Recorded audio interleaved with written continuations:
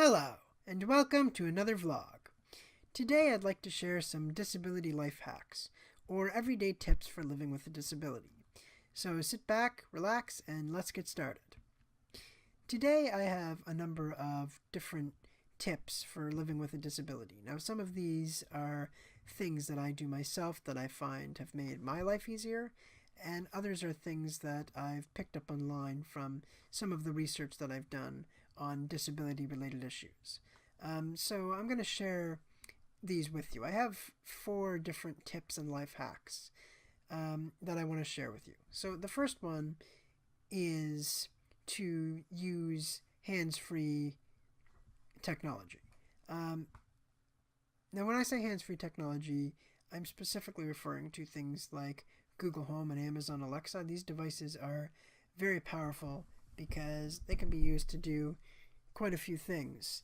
You can use them to make phone calls, set reminders, set alarms, things like that. You can even use them to control the lights and adjust your thermostat. And you can go and you can buy things like smart lights and smart light bulbs and smart thermostats and things like that, so that you can set your home up to do these things without having to do any expensive rewiring. So these kinds of devices are very accessible in that sense. But of course, when I say hands-free technology, that could also include things like motion sensor lights and Bluetooth devices. These devices are super useful because it allows someone who might have limited arm strength or dexterity to do things that they would otherwise struggle with by themselves, and in doing so that kind of increases their independence. Right, so that's why I kind of recommend it. I use some of this hands-free technology myself. I have a Google Home device and I have some Bluetooth devices, and I have found that they have really helped to increase my independence and increase the number of things that I can do by myself. The next tip that I have is to carry useful items around with you. Now, specifically for this, I'm talking about things like straws and grocery bags and other things that you may require when you're out and about, but that you would otherwise not have access to. This is especially important with straws, with the ongoing war on straws, which threatens to make life with a disability a lot more difficult. I think it's important that people with disabilities who need straws carry straws around with them, just in case you get to a restaurant or other location where you need a straw and don't have access to one. Right, but this can also apply to just useful items in general. For example, it could apply to things like cup holders and trays and things like that. And just really any other item or object that is going to make your life easier that you might require when you leave your home. And items like this, you can go and you can buy a lot of items like this. But if your needs are more specific, you can even make items like this. I've met a lot of people who've made makeshift cup holders and trays and things like that that work just as well as the bought ones, but sometimes they work even better because they're tailored specifically to that person's unique needs. Right, and there's a whole bunch of different ways to create things like that. Just really be innovative and just plan ahead and think, what might I need to take with me before I leave? And just make sure that you have those things on your person, so that if you get to a place where you require an item like that and they don't have anything like that, you already have one with you. And that brings me to the third tip, which is to plan ahead. Before you go anywheres or do anything, before you leave your house, just plan ahead. Have a contingency plan. If things go wrong, what do I do? So kind of make a list of the activities that you're going to be engaging in, what obstacles you could face while engaging in those activities, and how you can overcome those obstacles. And always have a plan B, just in case your plan A doesn't work out.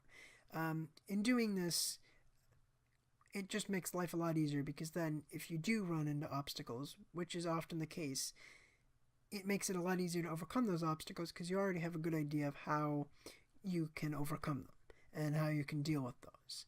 And the more problem solving you do, the better you get at it, because then you can kind of build on those solutions and take from your past experiences and build on them and use that to your advantage. And then after a while, you become an expert at problem solving and you start to build up a bank of solutions which you can kind of take from and really use to your advantage.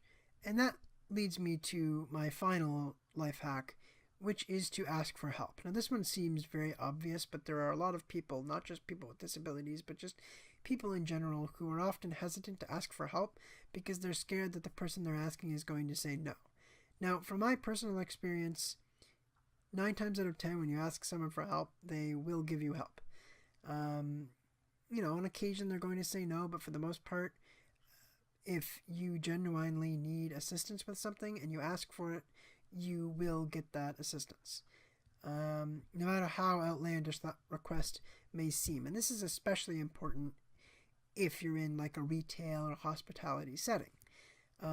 If you find yourself at a place like that and you need help with something, you have special needs, just let your server or the clerk know, and they can help you fulfill that request. Again, no matter how outlandish it may seem. A good example of this is special dietary needs when you go to a restaurant. So if there's something that you can't eat or there's something that you need cut up, if you let your server know, they can notify the kitchen staff, and then the kitchen staff can deal with that before they bring your food out. So for example, they can cut your food before they bring it out to you. This is especially useful for if you're like on a date or something and you don't really want your date to have to help you. It's just a really easy thing to do that a lot of people don't think of, and most restaurants and hotels and stores are going to honor requests like this because their main goal is to make their customers happy. And if you're a customer and you need assistance with something and you ask for it, they're likely to honor it just so that they can keep you as a customer. So don't be afraid to ask for help. And if you're lucky, you'll get a server or a clerk who will go above and beyond the call of duty and really make your life just that much easier. So to recap, the tips that I have are to use hands-free technology, carry useful items, plan ahead, and ask for help. If you do these 4 things, from my experience, they'll help to make life with a disability a lot easier, because people with disabilities, speaking from experience, people with disabilities deal with a lot of problems on a day-to-day basis. We face a lot of obstacles. And so it's good to have some innovative ways to overcome those obstacles. But the good news is that it's these challenges that we face that really help us grow as people and really help us see who we truly are. So anyway, I hope you found these tips very useful. I know that I found a lot of them quite useful myself. If you enjoyed this video, please like, comment, and subscribe. And if you want to help us make more videos, then be sure to support us on Patreon. Anyway, thanks for watching, and see you next week.